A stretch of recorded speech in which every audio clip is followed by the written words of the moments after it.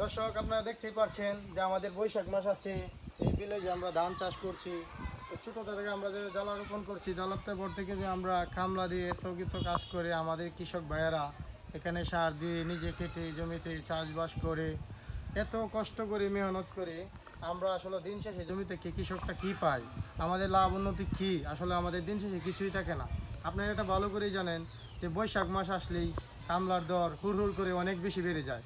যেখানে ছিল আগুন মাসে 500 টাকা, সেখান থেকে প্রায় 1200, 1400, 1500 টাকা পর্যন্ত চলে যায়। আমরা আসলে কৃষক ভাইয়েরা কীভাবে উন্নতি পাবো দেশে?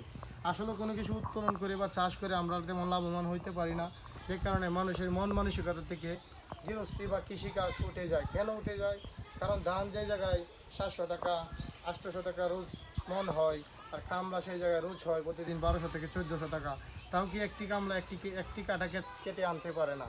এইভাবে আসলে কৃষক বাঁচে না, যে সেই কারণে কৃষক গৃহস্থী এবং কৃষিকাজ মন থেকে ছেড়ে যার যে চাকরি বাকরি নিয়ে ব্যস্ত হয়ে যাচ্ছে, কেউ কেউ দেশের বাইরেও চলে যাচ্ছে। আসলে তেমন উন্নতি ঘটছে না বাংলাদেশের এই পরিস্থিতি। এটা কৃষক ভাইয়ার আর এই প্রবল উন্নতির কথা আমি আপনাদের মাঝে তুলে ধরলাম।